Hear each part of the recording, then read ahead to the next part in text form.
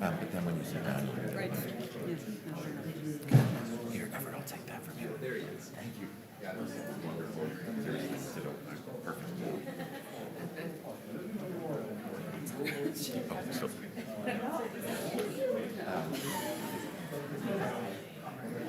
I'll just have you remove your name tag so you can get a chance.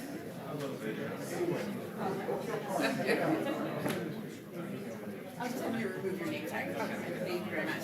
Yeah, take off. Yeah, perfect. Would you like to join them? Oh, yes, I will. Thank you.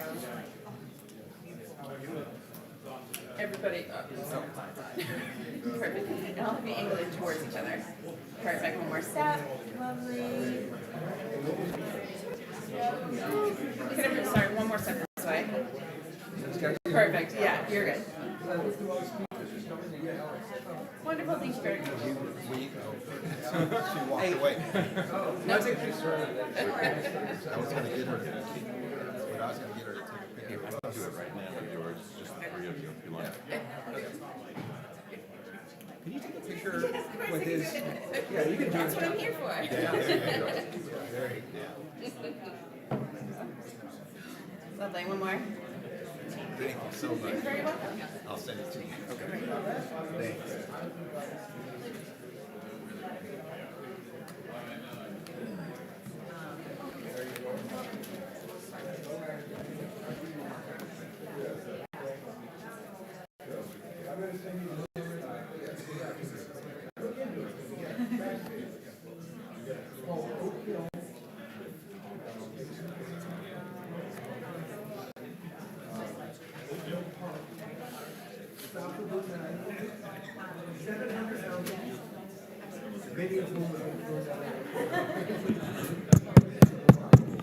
So hello, good.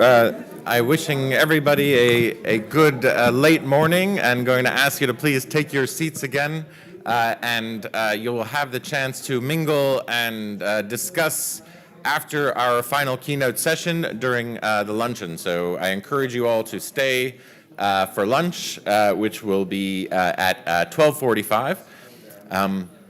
Joe. Sorry, thank you. Welcome back. It is my great pleasure to introduce our final keynote session of the Spring Symposium, to be delivered by Timothy Snyder on the topic of territory and place. To briefly introduce Professor Snyder, who is an extremely accomplished academic and public intellectual, he is the Richard C. Levin Professor of History at Yale. He is a permanent fellow of the Institute for Human Sciences in Vienna.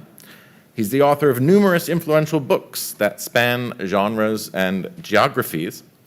His recent major works include Black Earth, The Holocaust as History and Warning from 2015, On Tyranny, 20 Lessons from the 20th Century, 2017, and The Road to Unfreedom, Russia, Europe, America, in 2018. Professor Snyder's essays are also collected in Ukrainian History, Russian Politics and European Futures from 2014, and The Politics of Life and Death. He is an exemplary public intellectual going well beyond his role at the university to work on behalf of preserving democracy around the world. In recent years, that has been foremost in Ukraine and in the United States. Snyder's work has appeared in 40 languages. It has received numerous prizes, including the Emerson Prize in the Humanities and the Hannah Arendt Prize in Political Thought. He was a Marshall Scholar at Oxford University, and he holds state orders from Estonia, Lithuania, and Poland. He's also appeared in documentaries, on network television, in major films, and his books have had an exceptionally broad echo outside of academic worlds into the worlds of art and popular culture. Serving as Professor Snyder's discussant is my colleague, Lindsey O'Rourke. Lindsey O'Rourke joined Boston College's Political Science Department in 2014, and her research interests include international relations theory, U.S. foreign policy, international security, and military strategy. Her book on covert regime change, America's Secret Cold War, appeared with Cornell University Press. Her work has also appeared in Foreign Affairs, New York Times, and security studies, among other locations.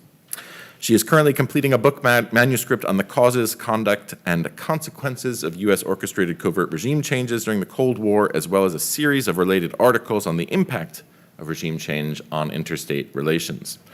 Before joining Boston College, Lindsey O'Rourke was a fellow at Dartmouth College and George Washington University, and she received her PhD in international relations from the University of Chicago. Now, to hand the floor over to Professor Snyder, thank you so much for coming all the way to be with us today, and we look forward to your remarks.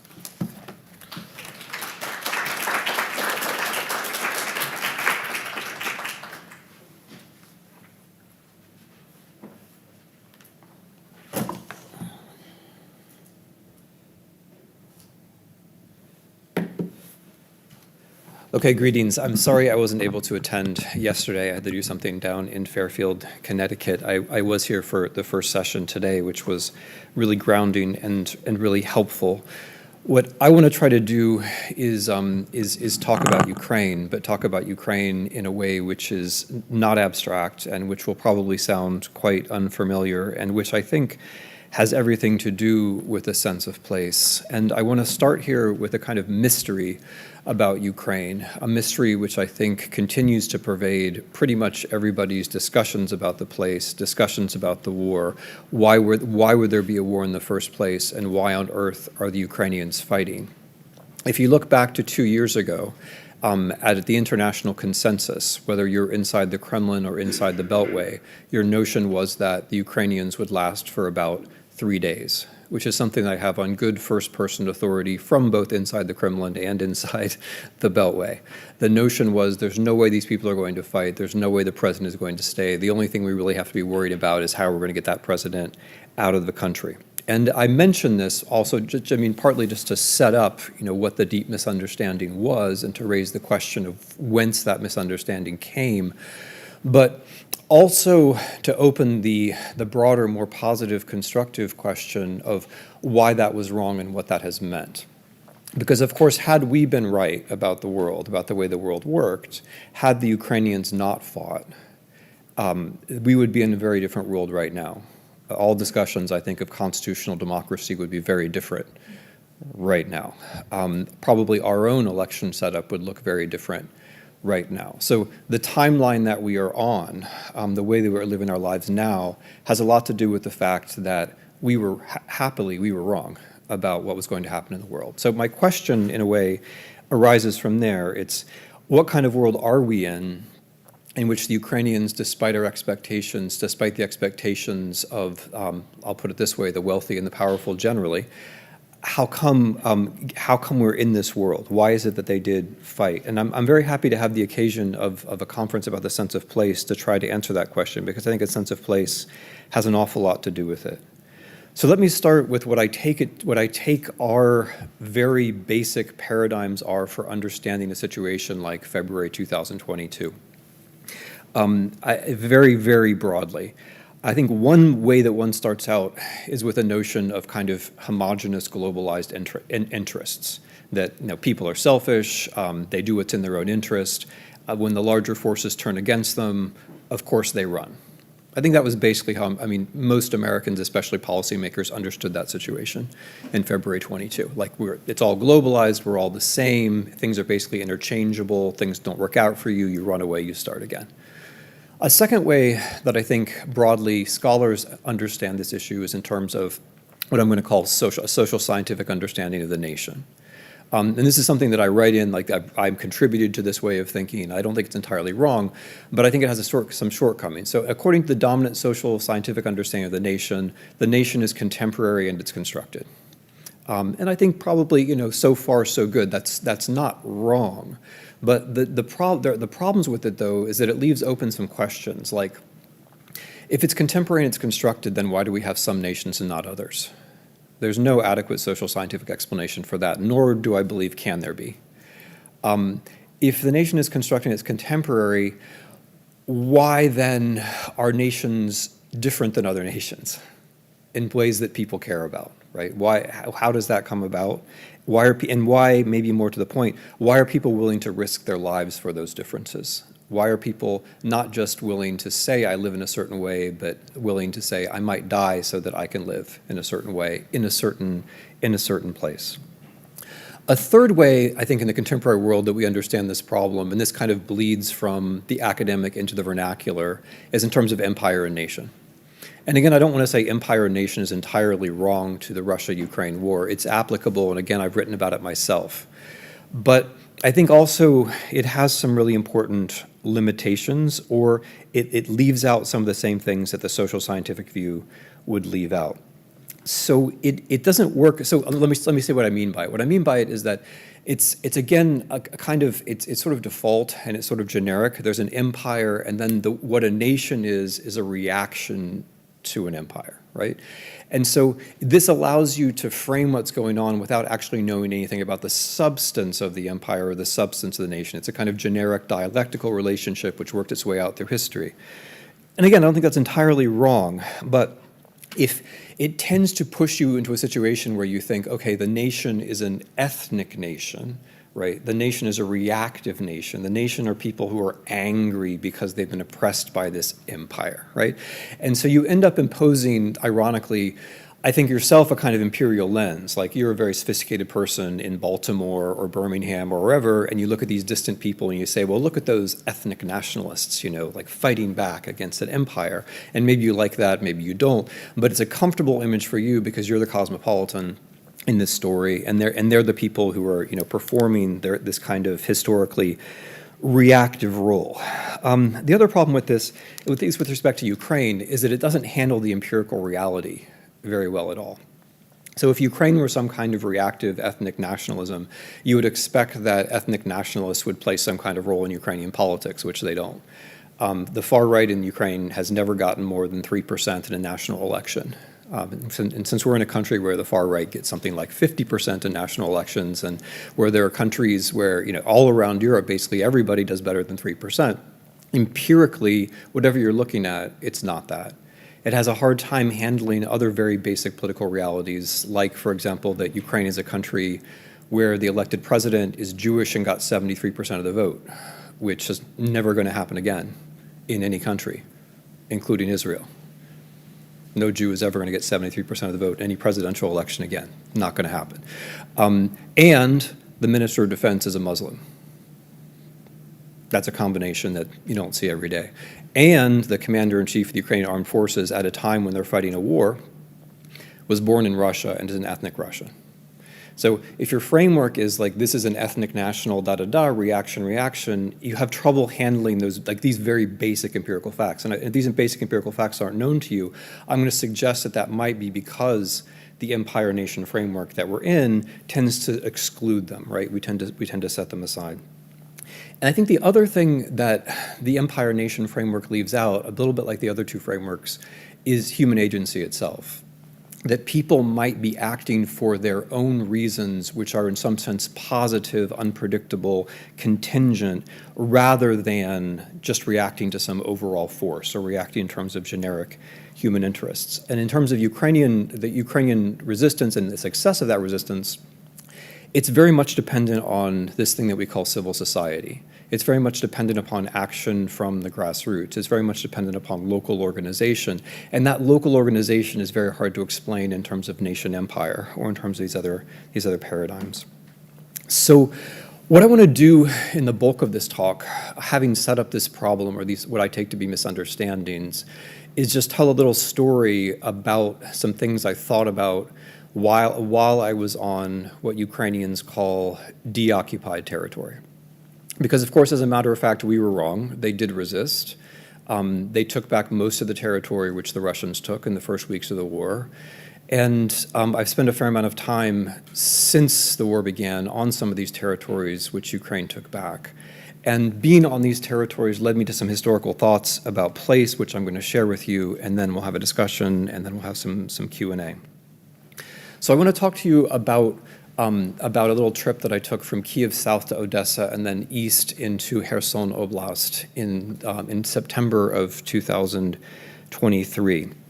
Because on the trajectory of this trip, one passes through places which, if one just takes about 15 seconds, which is all I'm going to have for each of them basically, to register them, you realize I'm not really in a world of homogenous global interests. I'm not really in a world of social scientific constructed nationalisms. I'm not even really completely in a world of empire and nation. I may not have a name for this, but the source of people's sense of where they are is coming from somewhere else. Oh, and before this, I should have mentioned one more thing. The puzzle is not just that the Ukrainians are fighting. That's a puzzle I've set up. The puzzle is also the reason that they give for why they're fighting. In the survey data, the number one reason people give why they're fighting is to protect the borders of the country, the territory. Number two is democracy, right? And so it's interesting that the first reason they give is the land.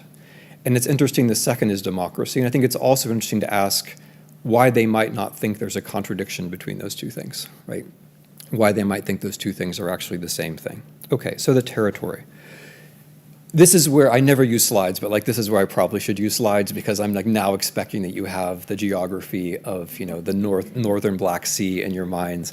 But if you imagine driving south from Kyiv to the Black Sea, about halfway down, there's a town called Uman, which is very well known to a certain kind of Hasidic Jew. And by Uman are what are probably the oldest cities in the world, which I'm just going to assert that none of you know, right? Because of course, if you're in the Western civilization paradigm, the oldest cities in the world are in Babylonia. They have walls and temples and all these familiar things. Probably the oldest cities in the world are 15 or so towns around this place called Nebelivka, which is the best excavated of them. Roughly 6,000 years ago, there were quite large cities in what is now south-central Ukraine.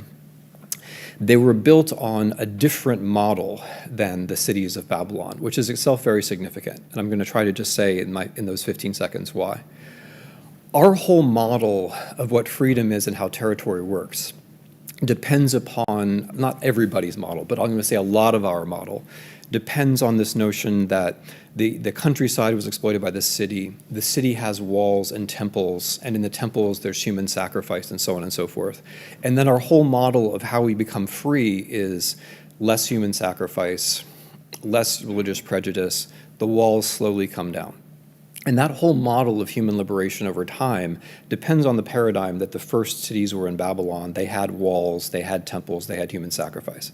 Okay, so these cities in central Ukraine, which are contemporary to or maybe a bit older than the Babylonian cities, I can't believe you're Googling this to see whether this is true. Now I'm just going to wait till you're done. Yep. No, that's what I said you were doing. So Nebelivka is close to Uman. You can find it. There's a recent archaeological book about it. Okay, so you're totally right. This is where I should have had a map. Yay! Okay, so Uman is right. No, there you go, Uman. And then just to the east of it is Nebelivka. It's too small to be on the map, but that's where it is. If you blow back out a little bit, we don't. I didn't. Could you? This is great. Could you? No. Bigger, smaller. Other direction. Do the opposite of what you just did. Zoom out. Yeah. Out. Out. Great. Stop. That's great. Stop. Thank you so much. Thank you for doing that. Okay. Yay. Okay. So the point about Nebelivka, though, is that these cities, which were about as big also as the Babylonian cities, they're built in a completely different pattern. There is no stone, there are no temples, there was no human sacrifice.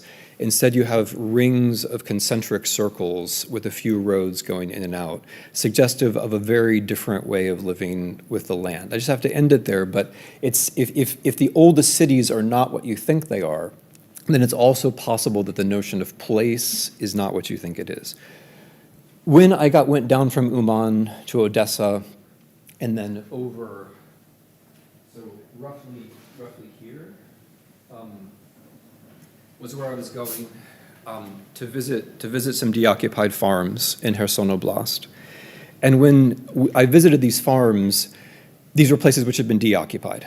So these are people who had lived under Russian occupation, and they had stories to tell. So I talked to them in Ukrainian. I'm not saying that to brag. I'm saying that because it's important for the story, about what they'd experienced. They used the word to describe their occupiers, rashisti, which is an interesting word, rashisti. If you hear it, you can probably guess what it means, which it means Russian fascist. But it's also it's a play on the way that English and Russian handle certain pronunciations, which I will explain in Q&A because it's like a 5-minute thing to do, this excursus into the Indo-European to explain this multilingual Ukrainian pun. But this word rashisti reminded me of something else about this place, which is worth knowing. The 6,000-year-old towns in Ukraine were displaced by pastoral peoples beginning about 5,000 years ago. These pastoral peoples who came from the steppe above the Azov Sea, north of the Azov Sea and north of the Black Sea, they're called the Yamna. These people are the ones who brought us Indo-European. So rashisti is a kind of eminently Indo-European word because it mixes English and Italian and French and Ukrainian. But the whole Indo-European cultural world, which we're sharing right now because I'm speaking English and you're understanding it, that whole Indo-European world came from the South Ukrainian steppe. These people who settled here spread in waves versions of Indo-European languages to Northern Europe, to the Balkans, to the Danube Basin, to Turkey, to Persia, and also to India. So roughly half the world today speaks Indo-European languages. And the Indo-European, I mean, from many different angles, whether you care more about Sanskrit or ancient Greek, it doesn't really matter. The line of your communication leads back to this part of the world. The third thing that's interesting about this place that I was thinking about at this time had to do with graves. So these farms that I was visiting had been demined. That's why I was visiting them. These were farmers who had rigged up tractors into demining vehicles and had personally demined their farms. And so there were rocket fragments, there were bunkers, there were trenches, there was evidence of the battles which had taken place around these farms. And of course, people had died, and the territory that I was on was a place where people had died in order to take back, in order to deoccupy. And the thing which struck me about this is that about a fifth of the Ukrainian army is female, and and including in combat. So frontline combat soldiers in the Ukrainian army are routinely female. And what struck me here is that they're graves that are about 2,500 years old, and maybe a little bit older, around the same zone, which include the remains of female warriors. The Scythians, who were the dominant people north of the Black Sea in the first millennium BC and into the first millennium AD, were horseback, semi-nomadic people who were archers. And about a fifth of their warriors were also female, judging from the grave sites. This, by the way, was a very difficult thing to be proven because the discovery of small warriors began in the 19th century, and small warriors with unusual pelvises. And they remained the small warriors with unusual pelvises until the 21st century, when, interestingly, the tech came to rescue the situation, because the ancient DNA actually resolves that these were women, right? So the ancient DNA technology then moves us back to a world where suddenly all of the Greek myths about the Amazons turn out not to be myths, or rather, the Greek literature and drama around female Scythian warriors, who they called Amazons. Of course, it's a literature and drama, but it's based upon human experience with other humans, right? So the history of the Scythians, or the female warriors of the Amazons, is also from this particular place. And then to move from there, ancient Greece I bet somebody can do this for me. If you move south a little bit and just get the Black Sea, if you can go, can you go south? Sorry, just south. Don't zoom in, but there you go. So keep going, keep going. This is great. Keep going, keep going. There, stop. Okay. So this world, this Black Sea world, is the world not of Greek exploration and Greek myth, right? So Prometheus found, Jason and the Argonauts, Medea, all of that. Euripides' best drama is in Crimea.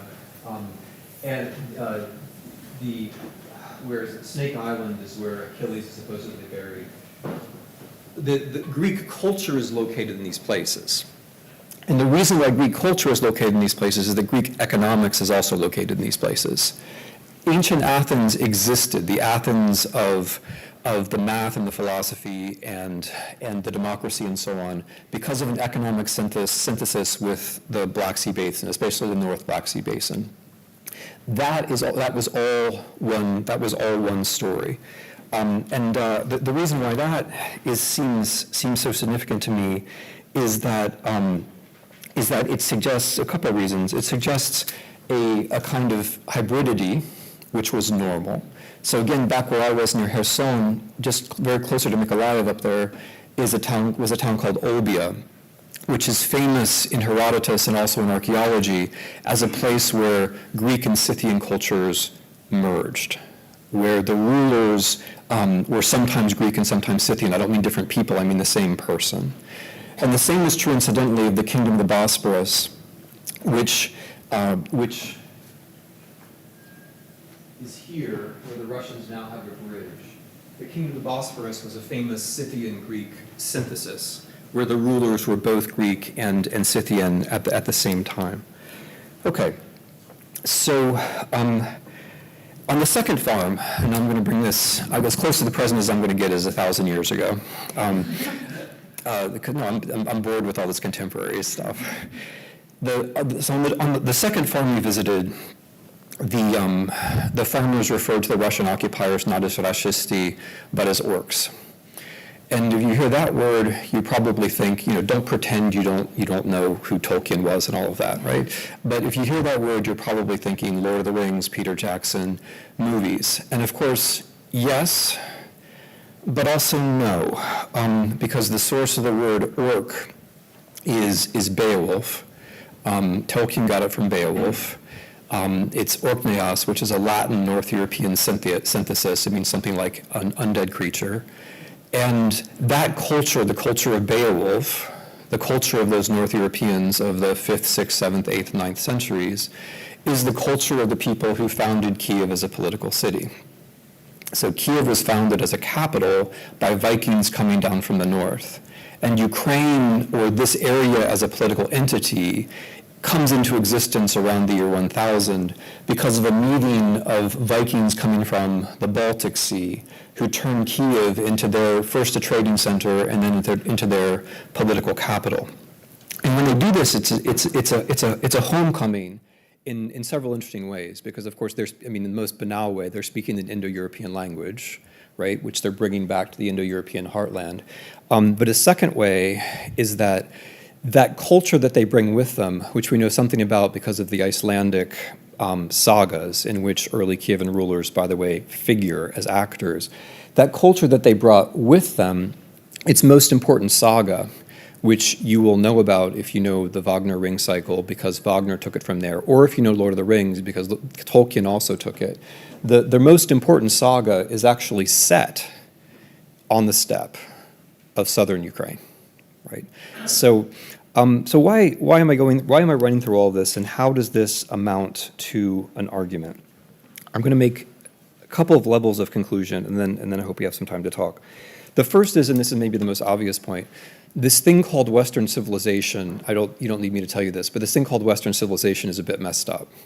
A lot of the most fundamental, and I don't mean in the normal sense. I mean that the trajectory of what we think of as Western civilization deeply involves the lands of Ukraine without anybody ever knowing it. right? It's like things we think are myths, like Amazons, were real and they took place in territory. Things we don't think about, like the economics of the Greeks, had to do with Ukraine and we don't think about it. Our Greece is a kind of aterritorial abstraction without a sense of place. The moment you insist on a sense of place, that forces you into Ukraine, and then the entire story becomes very different. The second point I want to make is, and this is for all you, like, I'm looking for the conservative military historians out there. The second point I want to make, I don't know why we're laughing. The second point I want to make has to do with place and war. So the Kerch Straits, everyone from the Greeks forward, and probably even before the Greeks, everyone knew that if you were going to fight a war in this part of the world, you had to control the Kerch Straits. In other words, the bridge that the Russians have built, if you're going to fight this war in any kind of sensible way, has to be destroyed. And I'm going to suggest the only reason that's not obvious to us contemporary people is that we have lost a sense of place. That when we think about this war, we think about it in terms of psychological terms, like how is Putin feeling today, like all this stuff which doesn't really matter. What matters is place. The bridge has to, if you want to win the war, the bridge has to go down. It's really simple. The British could have told you that in the 19th century. The Soviets and the Germans could have told you that in 1944. The Greeks could have told you that in 500 BC. It's completely obvious to everybody for 2,500 years that if you're fighting a war here, you have to control the Kerch Straits. Why is it not obvious to us, right? Why is it not? Oh, it's obvious to the Ukrainians. The Ukrainians know. They've blown it once. They'll keep trying. The point, so then how about place in the Ukrainians? So there are three levels, I guess, at which this argument could work. And by the way, I don't want to insist on any of them too hard, right? Like I'm not trying to force the issue of saying like every Ukrainian carrying, every Ukrainian today is somehow implicated in all of this. But I want to suggest three levels at which this argument can work. The first is just that the old nation empire thing doesn't really work if the nation's older than the empire. Right, and when I say that, I don't mean like there's an ethnic Ukrainian nation that goes, that's not my point. My point is that if what makes up people's sense of themselves is much older than the empire, you can't treat the nation just as a reaction to the empire, right? And that may be the fundamental way in which we're getting the Ukrainian-Russian story wrong, is that we think, okay, Russia's real, now the Ukrainians are kind of new and constructed, and we'll be sympathetic because we're also new and constructed. Right? But that may not really be right. It may be that their sense of place has to do with things that are literally hundreds or thousands of years older than the Russian Empire, which is a recent and fragile thing. And second point, though, second level is the Ukrainian, so that's like the unconscious level of the argument. The semi-conscious level of the argument would be the things that I'm saying have been present in Ukrainian history writing and Ukrainian literature for hundreds of years. So the most important Ukrainian historian, a man called Mikhailo Hrushevsky, he didn't know all the things that I said. He didn't have the ancient DNA, for example. But he starts with the Scythians. The most important Ukrainian writer of novels and drama, Lesya Ukrainka, basically says everything that I say. She takes the entire Greek canon, and she takes the Scythians, and she also takes the Persians, who I didn't have time to talk about, and she works them into a Ukrainian story. She's working with all of this material, all the way back. And so you can say the Ukrainian national revival begins with writers like her, but she's working with this 2,500 years of material. And then the third level would be the vernacular. The Ukrainian soldiers who are fighting right now, a lot of those women have Amazon tattoos. And a lot of those men have Viking tattoos, and it's not for the reasons that immediately occur to us. It's for the reasons it's because they have some kind of awareness of place, right? The thing about the Amazons that I just told you, it's not news to them, right? Even if it might be news to us. So, my view, and again, I don't know how to be too precise about this, is that some of the things which seem surprising, like that. That there don't seem to be fighting for an obvious sense of interests, that it's not an ethnic nation, which is definitely not, right? That civil society is so important, that women are so important in this resistance, that the leadership is so strangely mixed, right? We think of ourselves as very mixed, but wake me up when we have the Jewish president and the Muslim minister of defense, and and the Mexican commander-in-chief of our army. Like when that happens, then we'll be where the Ukrainians are. And that people think of people think of resistance in terms of territory, and this is just the very last point, that they define the territory in terms of the people. So when you ask Ukrainians, why are you defending the territory? They say, we're defending the territory because of the people. And you say, why are you defending the people? Well, because of the territory. Of course, the borders of a contemporary state are going to be arbitrary. But what the borders seem to do is to define a sense, a multiple sense, a historically deep sense of place. Thank you very much.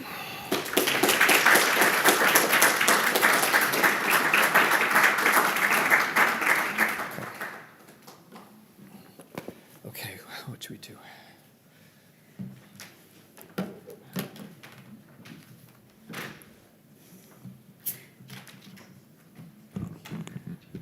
Great, thank you so much. Really appreciated that 6,000-year whirlwind tour of history. I'm looking forward to telling my 7-year-old daughter tonight that Amazons are real and Ukrainian Scythians. They capture everybody's imagination. I have to say, as a scholar who focuses on the 20th century onward, I don't have much to say about your history. And there was so many things in your lecture that I'm not quite sure to begin, but as you were giving it, I've sort of 3 questions arised. Before I get to those questions, I want to tell you something I really appreciated about your lecture. One of the things you often hear is that the etymology of Ukraine is that it means borderlands, which, given your lecture, certainly seems to be a misnomer, given the more central place that it deserves within Western civilization.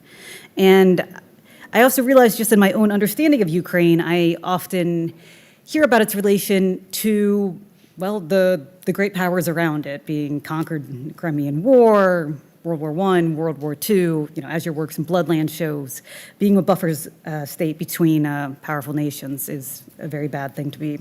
So it's nice to see a story that centers on Ukraine, and particularly telling a brighter and more optimistic side of that story.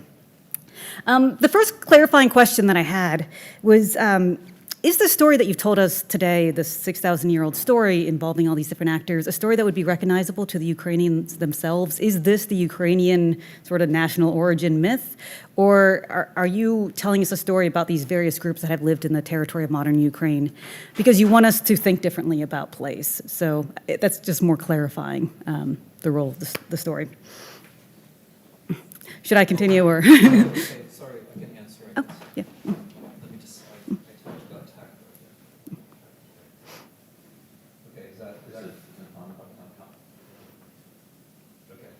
So yes and no. I mean, that's an important question because it kind of gets to the spirit of what I was trying to do. The Ukrainians know more of this than we might think they do. Mm-hmm. So, for example, Nebelivka, which is an incredibly interesting place. I don't know if you guys have read Wingro and Graeber's book about the dawn of everything. They're highly revisionist, left-wing anarchists. Recounting of how civilization actually started.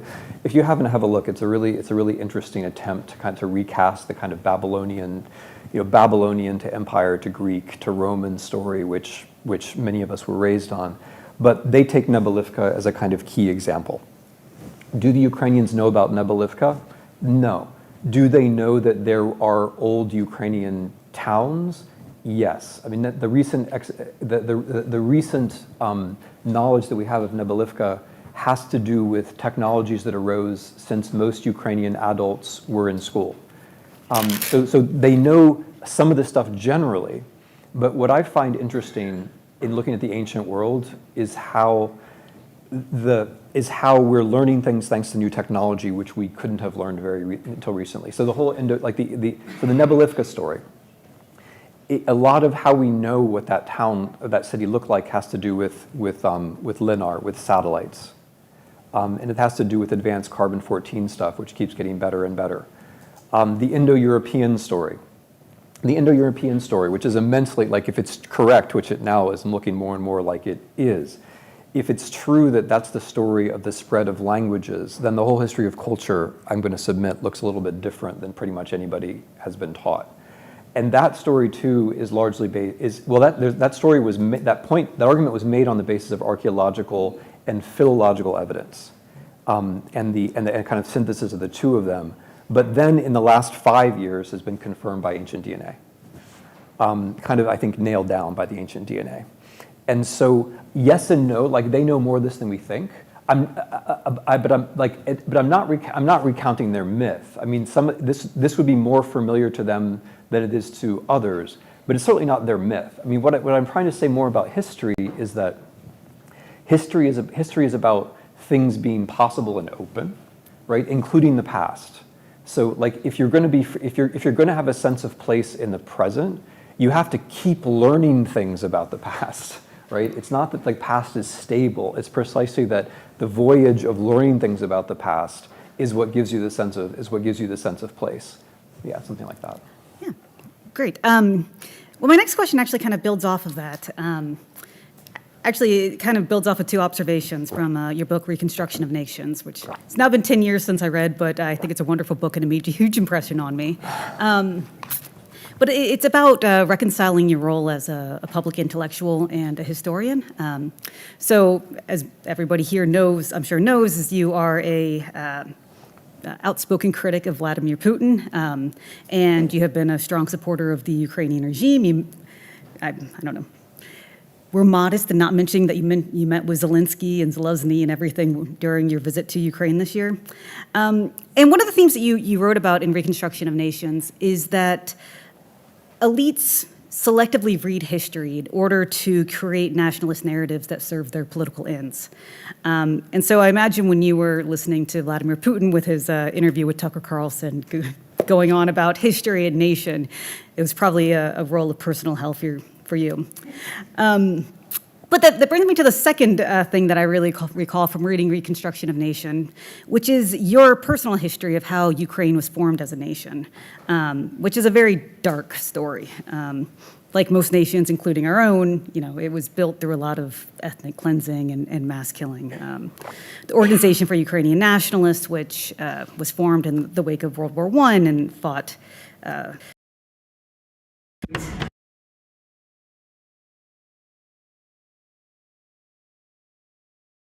Of course, they collaborated with the Nazis when they invaded in 1941 as an attempt to get their own state.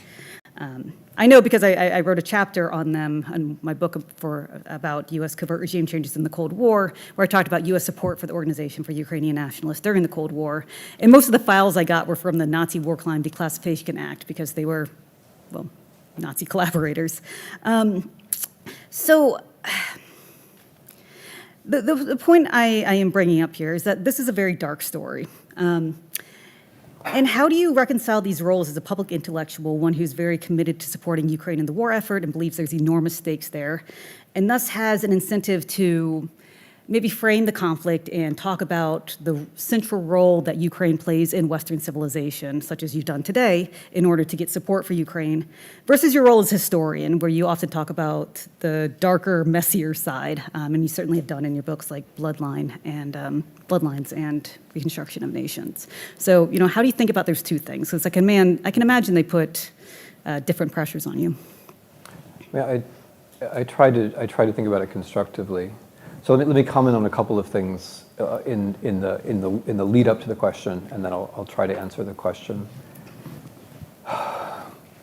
So in terms of the Organization of Ukrainian Nationalists, thank you for mentioning that. I mean, that was my job talk at Yale. Like that's why I'm an academic. I mean, that's the only job I ever got. So it's as you say rightly, it's in the middle of my book Reconstruction of Nations, and then I wrote an article about it for Past and Present, and then an article about the Polish communist ethnic cleansings of Ukrainians that followed in Journal of Cold War Studies, and those are the publications which really got my career started. I think where I would differ a little bit, just in the characterization of the question, is how central that is to the whole history of Ukraine. The Organization of Ukrainian Nationalists certainly mattered, but they were interesting to me because they carried out what I think is the biggest non-state actor ethnic cleansing in modern history, because ethnic cleansings usually involve states or parastate actors connected to states, and the O in UPA was a non-state actor which was not actually connected in any meaningful way to a state, which is one thing in your question which I'm gonna just put a long footnote to. It's true certainly that many of the people who joined the UPA and cleansed the Poles in 1943 had been policemen in the German service before that. And it's also true that many of them were perpetrators of the Holocaust. That's all true. But the story of the politics, and this is very often true, like the more local you get, like this is a bit what I was trying to get with the empire nation paradigm. When you're a distant sort of hegemonic, like when you're at an American kind of distance, you sort of, the first thing you see when you zoom down are the other empires, right? Like you start global and then you zoom down and you see the other empires, and then you evaluate everybody under the other empires in terms of for and against. And with the own, it's not actually that simple. I mean, they were, I mean, don't get me wrong, like I wrote about them as fascists, and I made a lot of people angry, and people are still mad at me about that, and worry about my personal security, et cetera, et cetera. But they were acting from their own motivations, and their own motivations is what led them to do the things that they did. So it's not that, I mean, I'm not disputing that they were Nazi collaborators, it's just that you can't really explain why they were working with the Germans unless you understand they thought the Germans were going to lose to the Soviets. Their whole strategy was, we stay with the Germans until the Germans are beaten by the Soviets, then we go into the forest. And you don't have to love that strategy or like identify with these people. You just have to kind of accept that it was a strategy and that it came from their own sense that they were going to establish a Ukrainian nation. The other footnote I would hang on this is that they don't really, and again, this is something I say which still makes people a little irritated, especially in the diaspora, but they're not really that important to the creation of the Ukrainian state. They were never very popular. They never had much range beyond Western Ukraine. They were not that important in interwar Poland. The reason they got their shot to do the things that they did had to do with the destruction of Poland and the special circumstances of the Second World War, which I write about in Bloodlands and in Black Earth. But we focus a lot on the OUN, and again, like it's a perfectly legitimate subject. As I say, I made my academic career on it. But I would dispute the claim that it's very central to the history of Ukraine. I don't really think it is. It's not central. They lost the argument in the diaspora and in Soviet Ukraine about what the Soviet Ukrainian nation was going to be, which is an important point because it kind of helps to dissolve the mystery of like why Ukraine can have a Jewish president and why, perhaps more importantly, nobody cares. Like that's the part that, like, because when Americans like, oh, they have a Jewish president, the next step is, let's get excited about how they have a Jewish, one way or the other, right? Let's get excited. But the more interesting thing is that for the Ukrainians, it's actually not a big deal that they have a Jewish president. That's maybe the more interesting thing. And you can't really explain that Ukraine if you think that the OUN is very important for the foundation of the Ukrainian nation, which it really isn't. The OUN is very prominent in contemporary discussions of Ukraine because the Russians push very hard that understanding of who the Ukrainians are, and some Ukrainians then try to reappropriate it, which I think is a mistake, but they do. So in terms of reconciling, I mean, I like in everything like this, it's not that I'm telling you. So I try to like make the stuff more interesting for myself. So you mentioned Putin, and of course you're right. Like dealing with Putin in history is that moment that like all historians have, where you're at a cocktail party and like you're pinned in a corner by some guy who really needs you to know what happened at the Battle of Gettysburg or whatever it is, and you just can't get out, and like A, it's not your specialty, and B, he's wrong, and like C, you gotta get home to your kids, but it just goes on and on and on and on. Like Putin is the genocidal version of that, right? I'm constantly forced to deal with his version of history, and it's not worth discussing on its own terms, right? It's not even wrong. But you have to talk about it because it matters in the world. And I mean, his version of history is something like, it's an imperial version in which it's an intense imperial, like people talk about the epistemics of empire and so on. It's an extreme version of that where only like because he's the ruler of an empire, he gets to say that nothing has changed in the last 1,000 years. And that's a genocidal claim because it's directly genocidal, because what it means, since he says 1,000 years ago there was no Ukraine, that means that anything has happened in the last 1,000 years which suggests that there might be in Ukraine is some kind of deviation. And it also means that in getting rid of those deviations, he's not carrying out any action. He's just returning history to the course that it was supposed to be on in the first place. So all the castration of men, all the rape of women, all the murder of civil society leaders, all that stuff, it's not an action, it's just a correction. It's just bringing things back to the way they were supposed to be, right? And so that, like, I only have to deal with that version of history because it's significant in the present. It's not something that I really want to deal with. But as I say, what I try to do is I try to make these situations allow me to learn more. So I had this, I was really interested in the Viking period anyway. And then I realized like that in fact, it's not just that the Ukrainians and the Russians are kind of both wrong about what happened in Kiev. It's also that the history of this land gets more interesting the further back you get. And so this stuff, I'm interested in this stuff because it's interesting, right? I mean, it changes, like, even you don't have to care about Ukraine, right? It changes the whole arc of Western civilization. The Indo-European thing changes the whole history of world culture, right? And I find that fascinating, and so that's why I can keep doing it. I'm not like, I don't have a Ukrainian boss who said like, go back and prove that our history goes back 7,000 years. What I do have are like, left-wing anarchists who are fascinated with these towns in Ukraine because they suggest a different trajectory. These guys have. So I try to, like, it's painful to have to engage these murderous myths, and I think as compensation for that, almost, I then kind of let myself do a broader version of history, because it's hard to get. I mean, I skipped the whole, and I'm sorry because it kind of wasn't fair to you, but like I skipped the whole last 1,000 years. Partly because like that's what I do, and I know about it, and I can engage like on a factual level. But maybe, and this is what I was trying to say at the beginning, like maybe the real question is more interesting. Like maybe the sense of place has to do with things that are not about 1945. Maybe the sense of place actually in some way has to do with things that are older. And starting from that premise, whether it turns out to be true or not, allows me to do some things historically which are interesting, and also allows me to challenge yourself. I mean, I think it's important as a historian that you keep moving, right? You keep doing different things, and you keep correcting yourself. And so some of the things that I used to think about the 20th century, I no longer think because I'm doing older periods. But yeah, I mean, the secret is like if you're going to do two things, like if you're going to ice skate and you're going to marathon, you have to like keep both of them interesting for yourself, right? You can't think like, oh, my ice skating is really getting in the way of my marathoning. You have to find a way to keep them both interesting. Is the true human answer to that question. That's great. So my third question, you'll have to forgive me, it's on another modern Ukraine war thing. I study military strategy and U.S. foreign policy, so definitely last 1,000 years.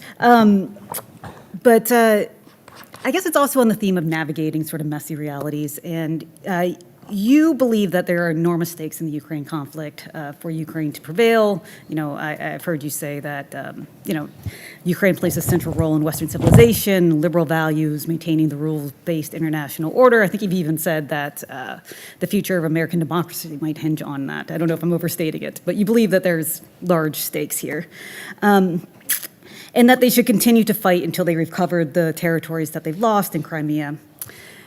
And I'm very sad to say this as a military analyst, but I've been convinced that I don't think the Ukrainians have a great chance at winning. And I'll tell you 4 reasons why I think that's the case.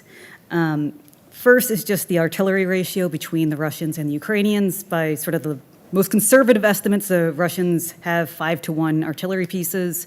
They've also figured out how to basically turn regular dumb bombs into glide bombs that can go 70, 80 miles into Ukrainian territory. And so they have just an overwhelming artillery advantage, which in modern warfare, like in World War I, like 65% of casualties came from artillery. So, that bodes very poorly for the Ukrainians. Second thing is they don't have the men to fight. The average soldier in Ukraine is in his 40s. They have indefinite draft. This draft bill to get 500,000 people has stalled in Parliament. I just saw the Financial Times 2 days ago had a survey in it of Ukrainians, and only 34% said they were ready to fight in the military. 48% said they would not. So they're having a hard time getting men and women to fight. Meanwhile, Russia has 100 million more people. So even if they do have to call up conscription again, they have 100 million more people to begin with. So they're down on guns, they're down on men. They didn't build defense in depth, which is what you need to sustain yourself in this type of stalemate. New York Times has had these stories lately, they've been pushed back in a few cities that they wanted to withdraw to their second lines, but there just wasn't second and third lines to withdraw to. And finally, the fourth point is that, I think the failure of the summer 2023 counteroffensive was kind of their best shot to do it with, the best NATO equipment, the best training and everything, and it didn't work. And so I'm skeptical that they'd be able to do it again as Western sort of aid is running out and people are tired. So this is all very depressing for Ukraine, but my assessment, and you can argue that I'm wrong, is that Russia is likely to continue taking over territory slowly. They likely will want to take over the areas with a lot of ethnic or Russian-speaking citizens and maybe move towards Odessa to try and make Ukraine landlocked, which has led some people to believe that it might be time for Ukraine to try to negotiate. Pope Francis recently said, when you see that you're defeated, that things are all lost, well, you have to have the courage to negotiate.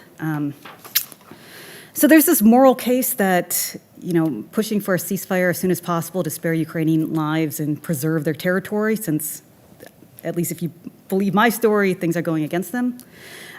It makes sense. A Harris poll from last month found that 70% of Americans now think that the Biden administration should push for a negotiated peace. So how do you reconcile this when you think about the war? Because on the one hand, you believe there are these enormous ideological stakes. On the other hand, I know you're somebody who cares very deeply about the Ukrainians themselves, and you don't want to see any additional lives lost in this thing. So just, how have you personally sort of weighed these competing factors, given what you believe is at stake? Okay. So there are a number of different levels on which to answer that. I'm going to start more or less where you started with the material, and then end more or less where you ended with the moral. So, and they're connected because, the number of artillery shells in the world, it's not like the number of planets in the solar system or the number of people in this room. Well, actually, it is like the number of people in this room. The number of artillery shells in the world has to do with political decisions, and political decisions are made on the basis of erroneous or correct anticipations of how important a war is and how it's going. So it is a fact that the United States of America is now being outproduced in artillery by a single German company. It is also a fact that the entire West is being outsupplied by North Korea. I submit that that is not a result of any kind of natural force or the way that economics has to be or the way the world has to be, but rather that's a result of decisions that have been made on the basis or the anticipation of what's going to happen on the battlefield or what could happen on the battlefield, or, and this speaks to why I talk about how the war is important, or to an analysis of how important the war is going to be. So I think that, if you're the United States of America, you have to ask yourself, why have we gotten ourselves to a place where Rheinmetall is outproducing us? And if you're the West, you have to ask yourself, how did we get ourselves into a situation where North Korea is supplying more artillery shells than the United States, Canada, and the entire NATO alliance, the entire European Union, plus Japan? How did that happen?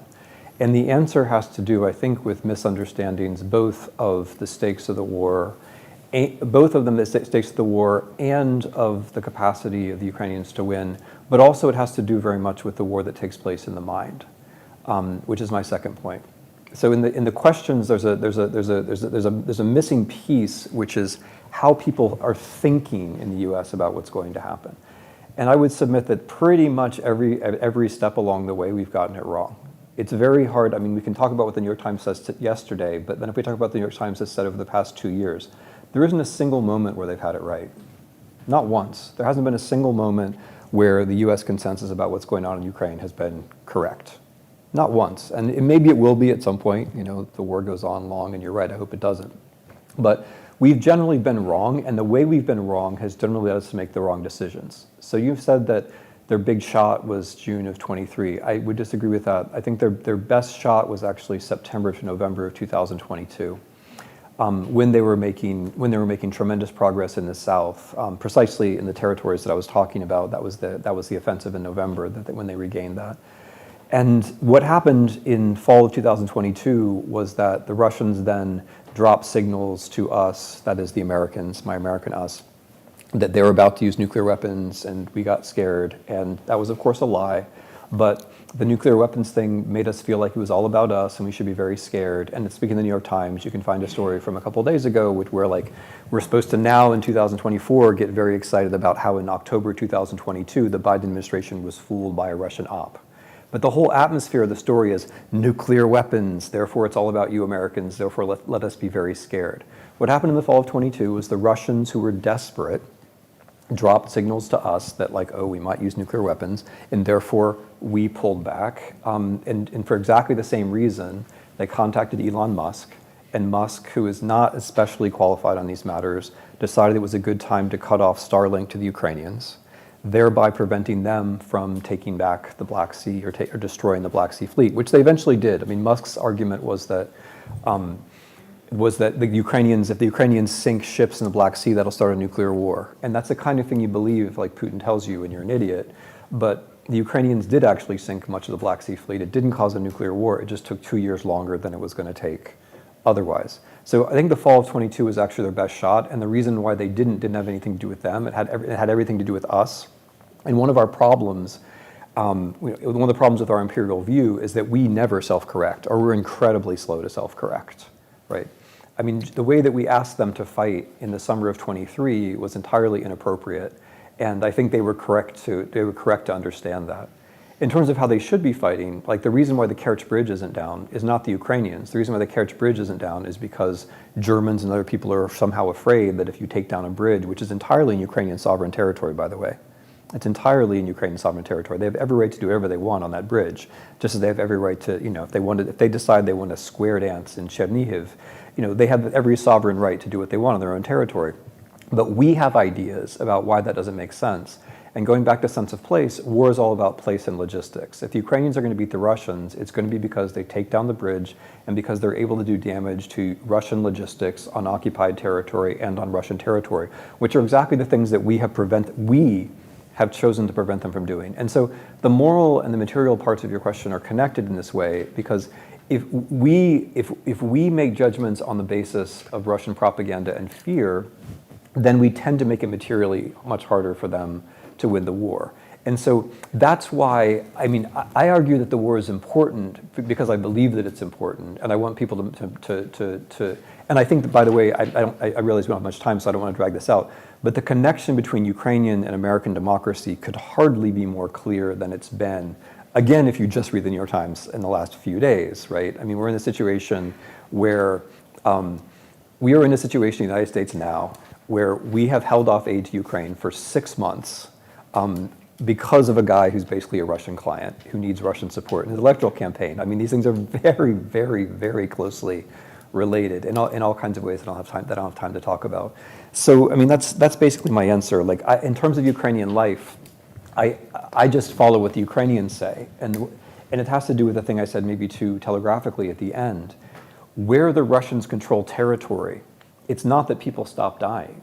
Where the Russians control territory, people are tortured and murdered and raped, and on a very large scale. Roughly half the population of the occupied city of Kherson, half was tortured. Half.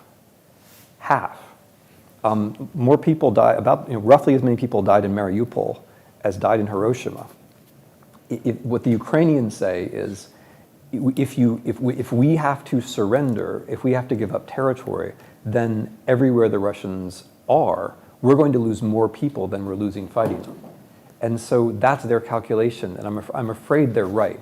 So I think Pope Francis is completely, I think he's morally wrong, it's the aggressor who should stop aggressing, but I think he's also practically wrong. I think if you listen to Medvedev, who's the former president of Russia, and who is now on the Russian National Security Council, he says our goal is to control the entirety of Ukrainian territory, destroy the Ukrainian state, and make sure that there is no Ukrainian national society in the future.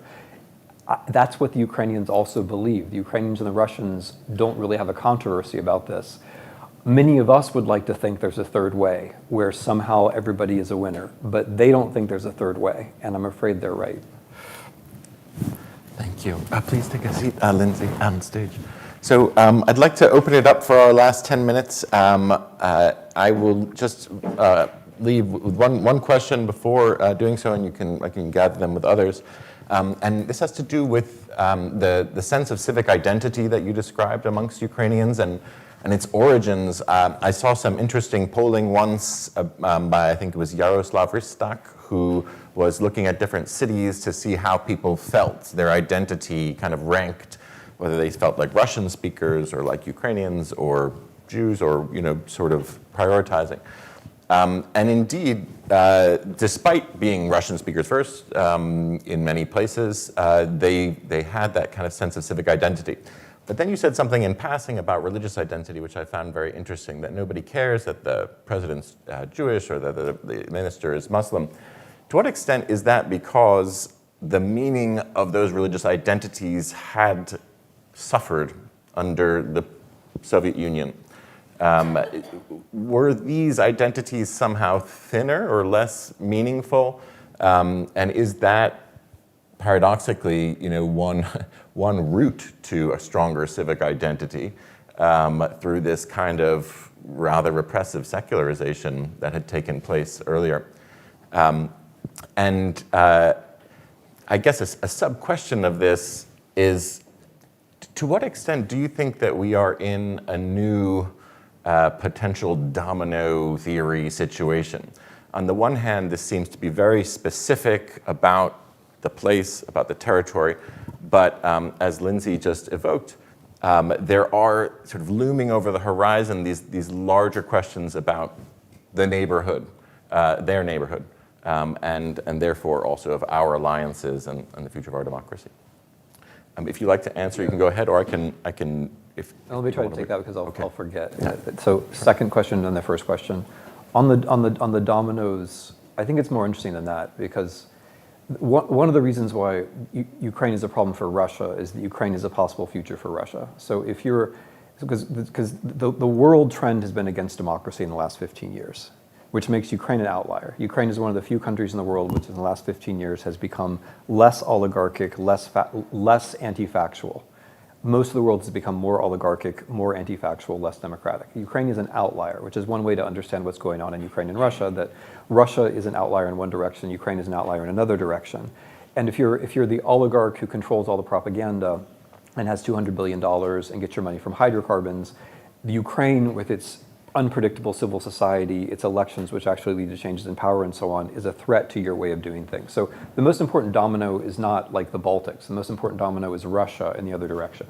That's why Putin is so concerned with Ukraine, right? And when I say domino, I don't mean like I'm the domino player. I mean, I'm talking about this from the point of view of the Russians, not from our point of view. Not the Russians, but the people who control Russia. And I also think the dominoes don't have to be territorially contiguous. I think if, and this goes to Lindsey's question about the stakes of the war, democracies have been falling one after the other for the last 15 years. And the democracies that exist are generally worse democracies than they were 15 years ago, including ours. We have reached a point, and this is another way to think about this war, where an armed autocracy tries to physically destroy a democracy.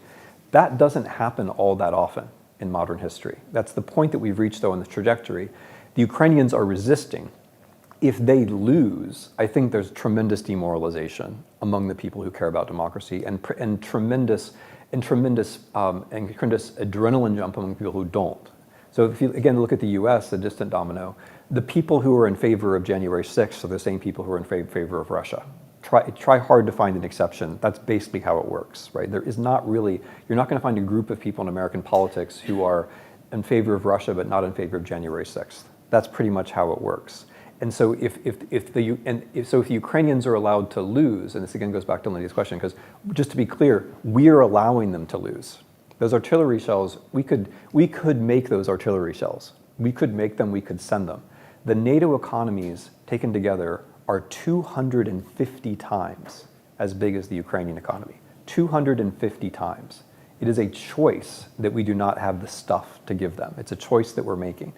On the second question, yeah, I think you're right that the Soviet secularization, it's complicated, it's a long story, but the Soviet secularization of culture and religion and the suppression of religion did in a certain way turn things that had been religious identities into secular identities.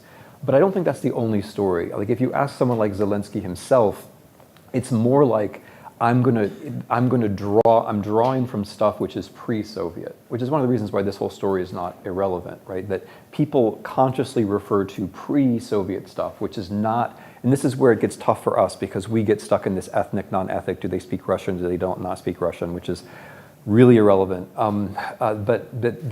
They refer to pre-Soviet stuff which is not ethnic, which we generally don't have access to because in our minds, this is all East-West, Russia, Ukraine. But in the Ukrainians' minds, it's much more north-south, past, future, Khazars, Vikings, and all this stuff that we don't think about is very significant to them. So they have these other resources besides, am I Russian, am I Ukrainian? It's really important to insist on this because you mentioned the language and Lindsey did too. It doesn't matter.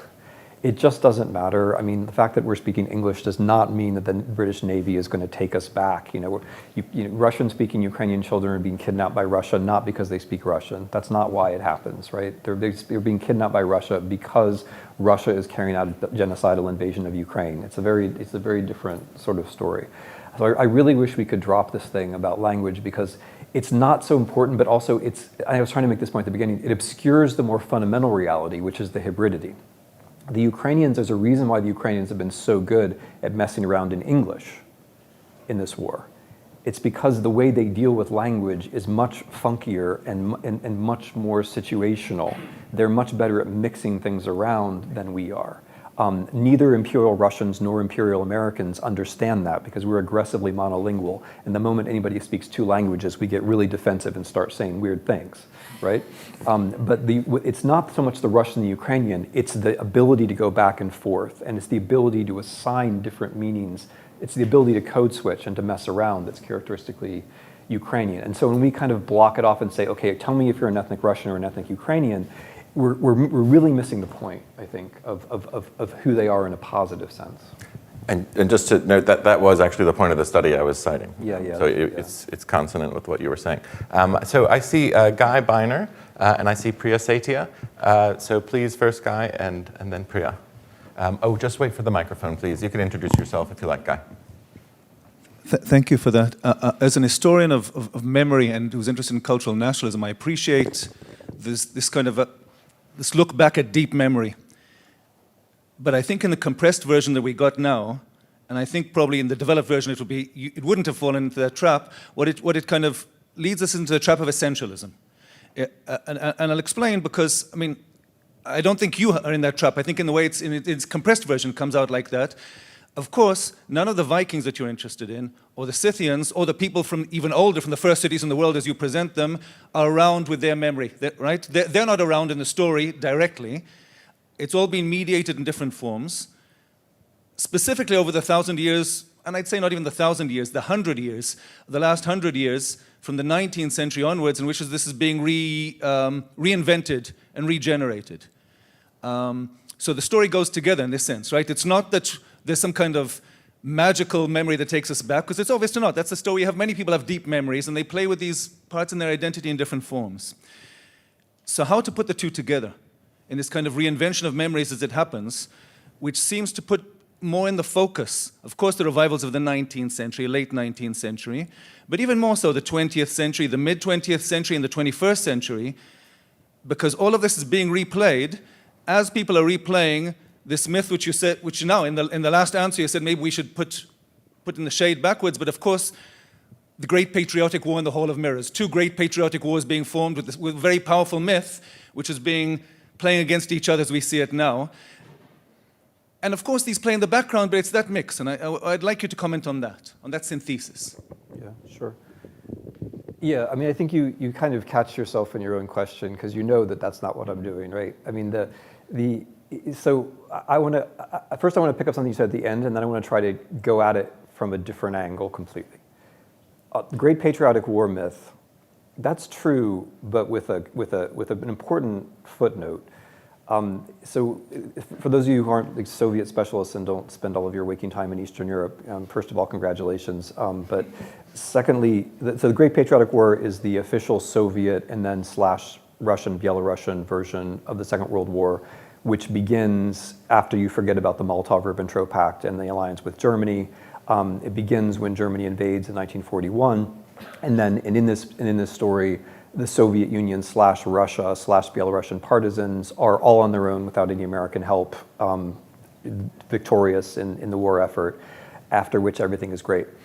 And it's true that for Ukraine, that story was very important because much of the Second World War was actually fought in and over Ukraine, and Red Army casualties were disproportionately Ukrainian. More Ukrainian civilians, not in relative terms, but in absolute numbers, were killed by the Germans than Russians. So that certainly the memory of the Great Patriotic War was very important in Ukraine. But their memory, since we're talking about memory, has significantly westernized since then. Their museum of the Second World War now starts in 1939.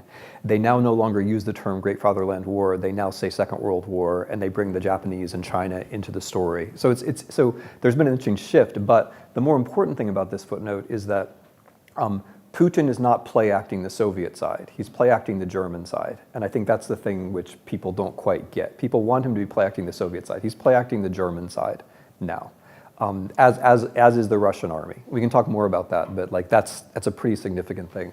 But on the larger issue of memory, I'm going to go at this a different way because I'm not. I tried at the end to get to what extent this is actually present in memory in those three ways. You know, like the unconscious way, the vernacular way, and then in the revival way, right? That when Hrushevsky does write the history of Ukraine, he does actually start with the Scythians.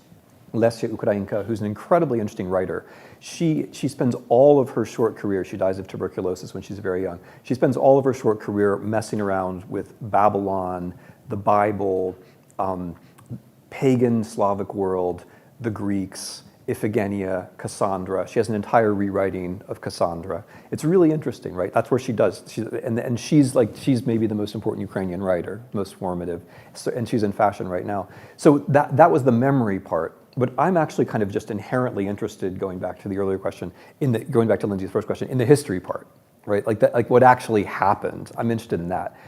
And then the other thing I'm interested in is just as now inverting your question, is the tyranny of history and the tyranny of archaeology. So that history depends only on the written sources, right? And so what you're saying is like there's memory cultures that are based on historical knowledge, but historical knowledge only comes from written sources. But a lot of the stuff that actually happened, you know, the vast majority of it, of course, doesn't have any written sources. And a lot of the stuff that I'm talking about now, we now know from non-written sources, and I find that interesting. And then likewise, the tyranny of archaeology, which is that until very recently, archaeology was mostly stone and like burying through stone to find some, I'm sorry for any archaeologists in the room, I'm being unfair, but like knocking through the dirt to get to stone to find something that's written. Whereas now archaeology has a much lighter touch and has much different technology, so that these cities, like I mentioned Nebelivka, but in the last 10 years, if you check this out, it's fascinating. The whole picture of the ancient world has changed because all across Latin America and Africa, we are discovering and chronicling very large cities which we just didn't know about because of the tyranny of stone, because they weren't built in stone. But now because we have better tools, we can find these cities and document them. I'm interested in that. I'm interested in the things which must have escaped the myth because they escaped the history and the archaeology. And even if they escape the history and the archaeology, they still might actually be important though, right? They might actually have something to do with the way things actually happen. So that's my angle on your question. Thanks. Thank you very much. Professor Priya Saitia of Stanford.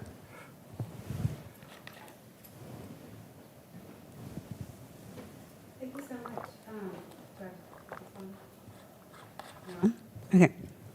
Thank you so much. I just to pick up on the last question, as a segue, I mean, I think there's maybe a slight tension between your first and third mechanism here, the unconscious and the revival. And I think if we're talking about the tyranny of various things, there is also a tyranny of prehistory and locating things in a kind of primordial, positing a kind of primordial consciousness or continuity of memory of a very, very deep ancient past. It can get very toxic too. But my question is that lots of places in the world, of course, have similar histories. I mean, yesterday I talked about Malwa, Punjab, and I talked about the 18th century, but there are stories there of sort of that being the region that kept Alexander the Great out of India, and Lord Shiva taking a stand there before even time began. And you can think of other places in the world. We could talk about Palestine, we could talk about the Caucasus, we could talk about Kurdistan, we could talk about lots of places where hybridity is really important, and where there's sort of a deep past of taking a stand against injustice in a very localized, place-attached way. And I think most historians, good historians of empire, know this. And we don't actually think in terms of the empire-nation paradigm. I mean, there's a lot of recognition, more and more, I think, recently that anti-colonialism is there before anti-nationalism, and that anti-colonialism didn't have to mean, anti-colonialism is there before nationalism, and that anti-colonialism doesn't have to mean nationalism. This is what we talked about yesterday, that often anti-colonialism was anti-nationalism, pro something else, federation or some pan-Arab or pan-African, some other kind of, post-colonial conception. So then what I'm asking you is that, are you making a case that this Ukrainian sense of place is somehow exceptional when historians of empire recognize that, there are regions rebelling, there are villages rebelling, there are places that are not defined in terms of nation that rebel, and that's legitimate, and that's how history was made and remade. Are you making a case of this Ukrainian story being sort of exceptional, and this is where the primordial ancient history stuff can get a little iffy? Or are you saying, look, I found in Ukraine what lots of historians have been saying about, Egypt or Punjab or, Tamil areas of South India, or, just any other place? You can even think about North America indigenous resistance to empire, and whether we don't need the national terms to understand that. Are you making a case of exceptionalism? So it's a funny question because, yes, I plead guilty. I'm not going to say that. But well, I'm suggesting it sounds like you're making one. I'm not going to. Yeah. And I'm giving you a chance to say you're not. No. I'm going to. So I think like the previous question. I'm going to flip this a little bit, because the notion that it would be okay if what I was saying was it's like Punjab or like natives in North America. I think that's actually problematic, because that's the thing that I was trying to get at the beginning with the notion the global history is homogenous history, because it would be a bit odd if we were all to feel good about discovering that resistance to empire was the same all around the world. That in turn would lead us to look for the same things. No, not the same. The sense of place being important. Right, but the sense of place is going to. But places are different, and senses of place are also going to be different. And so I'm going to answer your question directly, but I want to riff around it in this particular way, because I think we would also want to avoid the sense that wherever we look, we're going to find the same toolkit, or wherever we look, empire is going to be the same thing, right? Okay, I know that you're not saying that, just as you know that I'm not saying what you say I'm saying. So, right? Right? We both know that. So just let me have my riff, because you had yours. So but that's the danger, because it gets very comfortable to say, well, yes, of course you work on this and you work on this and you work on this, and let's all acknowledge that everywhere it's basically the same. I don't want to do that. I'm going to take your point at a certain level, but I'm going to say that there's a reason why we would investigate Punjab, or there's a reason why we would investigate Palestine, or there's a reason why we would investigate the territories of the contemporary U.S. Not just because because if we think we know what we're going to find, then we're kind of making the imperial mistake all over again, right? We're making the imperial epistemic mistake. We're just repeating it at a higher level. Instead of saying the empires have all the knowledge, we're saying, okay, we know what the toolkit of resistance is going to look like. It's going to be hybrid in this way. And I'm trying to be surprised. I'm trying to say, okay, yes, I've studied imperial resistance in other places. I've studied this stuff in other places too. I want to be open to it being different as well. Now, on your actual question, it's more the opposite, right? So with Ukraine, I'm going to suggest that the basic impulse of scholars would be something like, this is European history, and therefore it's on the other side of the colonial line, right? And I'm making that as an empirical observation, that I agree with you 100% with what you've said. That was my argument. But I think the interesting thing is that most scholars of colonialism and anti-colonialism are not scholars of Ukraine, right, and vice versa. And they would look at Ukraine and think, okay, the default is this is a European situation, right, not an anti-colonial situation. I think that's fair. I mean, when I wrote an article 2 years ago about how this was a colonial situation, that was in fact the reaction of most colleagues. So I'm making this as an empirical point. Whereas what I'm trying to do is I'm trying to agree with you and say, if you look at Ukraine, it's actually much more like the rest of the world, because the whole world is like the rest of the world, right? I'm basically agreeing with you, but I think my reservation is, I think the particularities are also interesting and informative, and if we drop the particularities, then we're dropping what's essential about sense of place. Now, on primordialism, when you say primordial, I mean, what I think the danger of primordial is, and again, you know that I'm not actually saying this is primordial, but you know it. You're just, the danger with the primordial, as I understand it, is the teleology, right? So when you say, because the word primordial contains with it the teleology, that if it's a primordial, it's primordial X, and so therefore, if you say someone's a primordialist, you're saying that the problem with their argument is that it's a kind of implicit, incipient X, right? So if I'm talking about the ancient whatever, if I'm talking about the Yamna people, or if I'm talking about the Tripulians or whatever from 6,000 or 7,000 years ago, 5,000 or 6,000 years ago, then I'm implicitly like talking about a Ukrainian nation, and that's bad. But I'm not doing that. I'm doing something which I hope is more interesting, which I know is more interesting, and I accept I could still be struggling to find the words to get it across because this is all new for me. But what I find more interesting about this stuff is it's not at all that I think like there's a straight line which goes from one to the other. That'd be insane. I mean, my nice city builders who built these ancient cities were wiped out by the nice Indo-Europeans who brought us our language. This is not a story of like one thing. That's not how it worked at all, right? I mean, there were clashes, there was destruction, you know.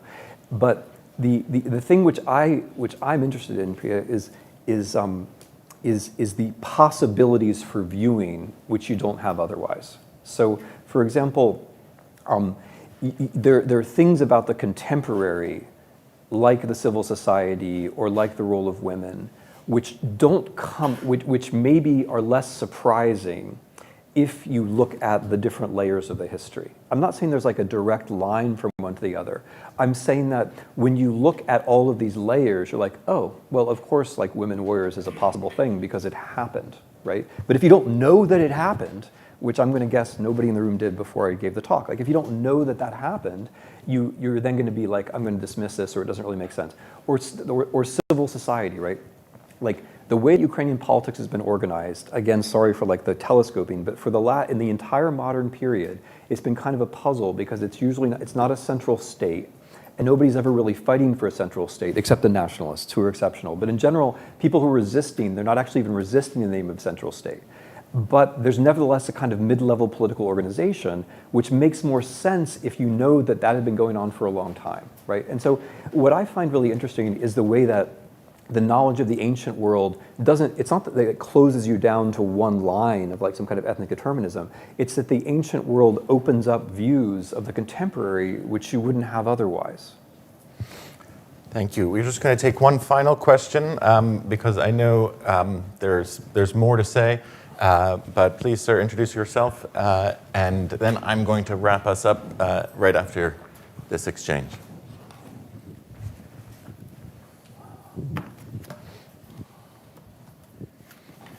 So I'm Andrzej Herczyński, and I'm a physicist, not a historian.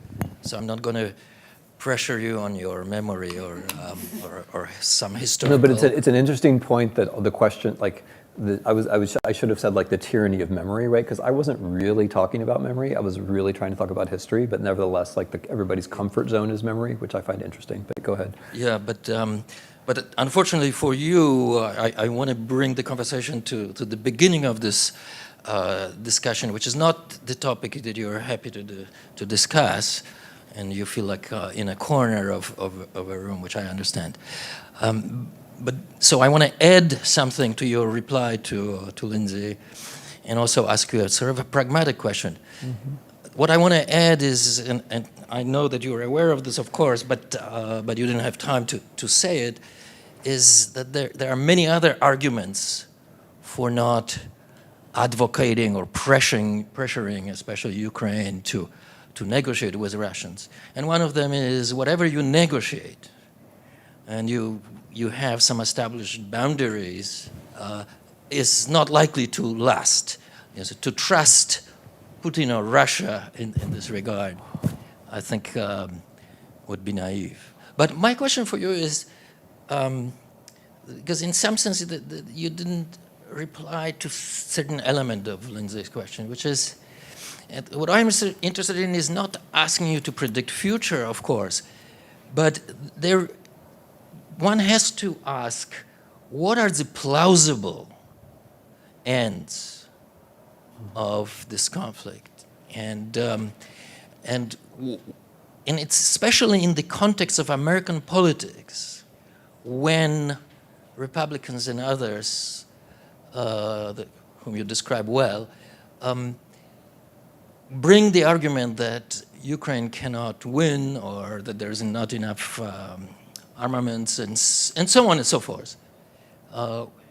Pragmatically speaking, what is the good answer to this in terms of what one can hope may be the end of this? Thank you very much. Okay, no, I don't feel at all pushed into the corner by your question. I'm happy to answer this. I'm happy to talk about all this stuff. I mean, my own personal, and this kind of speaks to every question, including several of Lindsey's, like the way of trying to survive this as a historian is to learn more and to have different views that I didn't have when the war began. You know, when the war first began, I wrote a long article about this Sarashishti thing, which you guys were smart not to ask about, because if you'd asked about it, it would have taken all of our time. And I wrote a long article about this as a colonial war, which I still think, but I'm now moving in the direction of thinking that's an aspect of it which shrouds other things. I mean, going back to Professor Satya's point, that the reasons for resistance can't quite be captured in the dialectic of a reaction to something else, that they also have to do with what people are, or where they think they're going along these various trajectories coming from the past, which they know or half aware of or unaware of.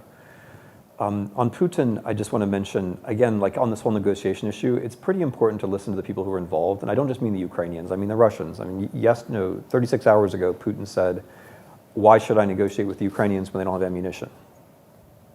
The Russians aren't asking for a negotiation, right? I mean, they have propagandists who are out there confusing us about it, but they themselves, every night on their own propaganda, they laugh at us for not providing the ammunition, so putting Ukrainians in this position. And that, this is where you kind of have to go beyond the normal, this is where history, I think, is really helpful, because what happens in the future depends on us. Like right now in this war, the United States of America is the weak link. I mean, the Germans are competing with us, but right now we are number one. But the way we're number one is that the ratio of what we can do to what we are doing is the worst.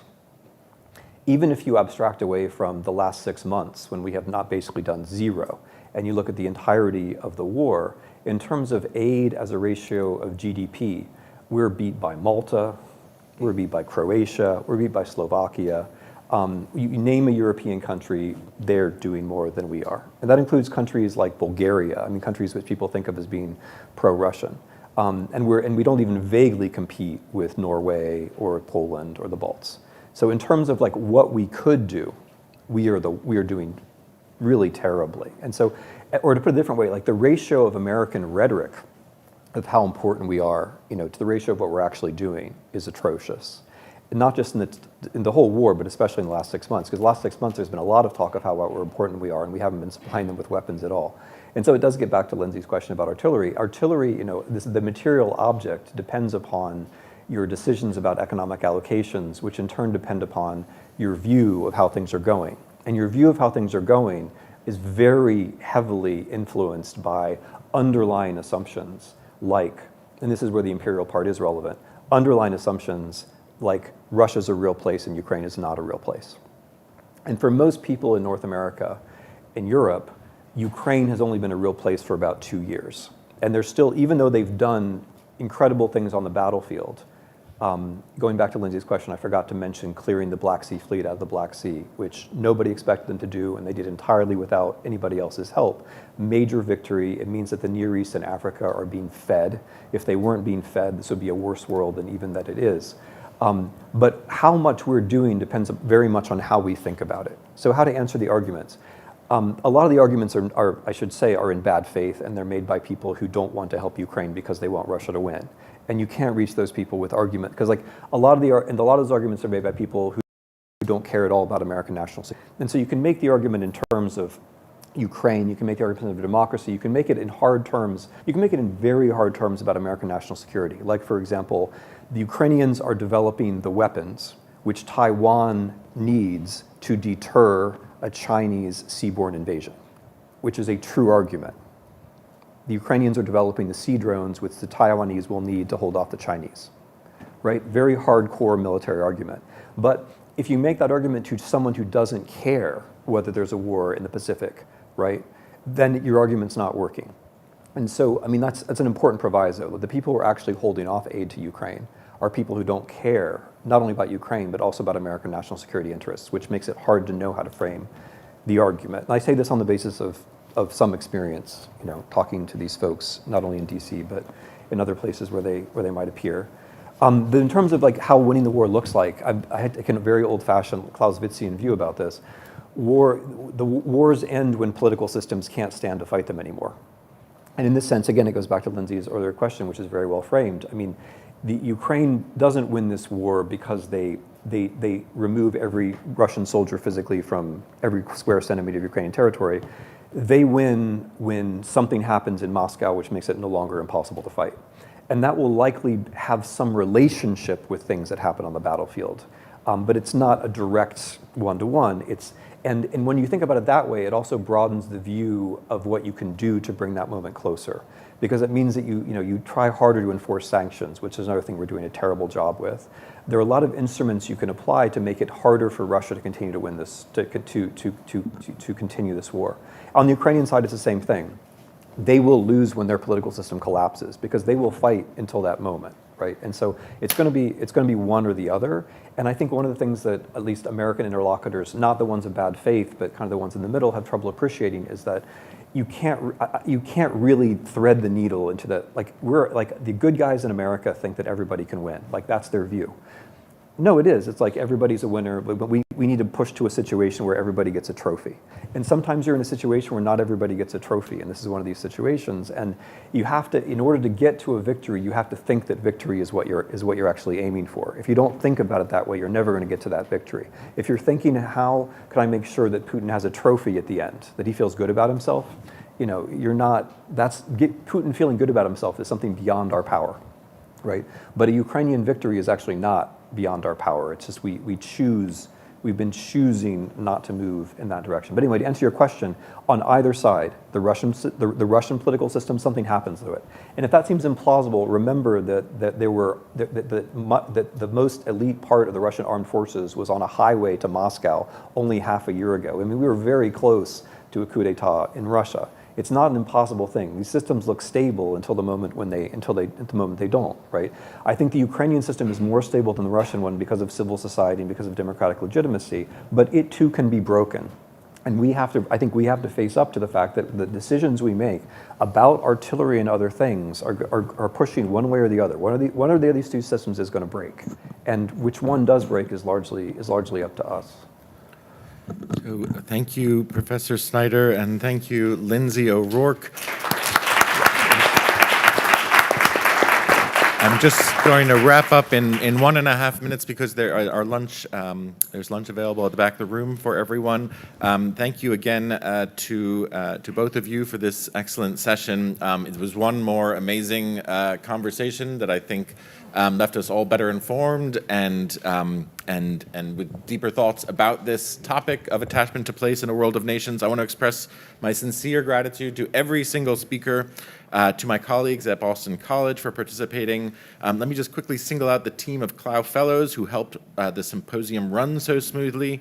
Megan McCoy, Sean Sluzarski, Bayu Jin, Olivia Strong, Maddie Carr, Tracy Werrick, Emily Turner, and Julia Mahoney. Thank you all.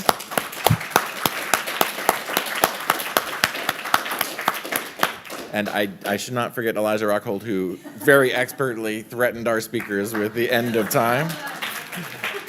Thank you to the Center for Centers, Susan Dunn, Gori Pandy, Steph Querzoli, Eva Wilton, for all of your support, to events management, Eagle Print. Finally and foremost, let me thank Nicholas Hayes. Mota, where are you, Nicholas? Nicholas was the center's first postdoctoral fellow and an amazing and inaugural assistant director. He has made so many key contributions to the Clough Center, and thank you, Nicholas, on behalf of all of us. I look forward to seeing everyone at the final Clough Center events of the year, including the visit of Bill Rauch for a Lowell lecture, the launch of our Clough Journal with our Clough Fellows, and a presentation of a memoir by the Lebanese-American author Tarek El Aris called Water on Fire. All of these are happening in April. You can check out our website. But mostly, thank you again, bon appétit, and I'll see you all soon.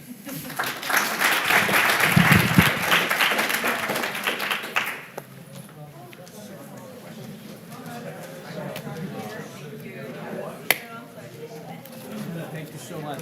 Thank you, Vish.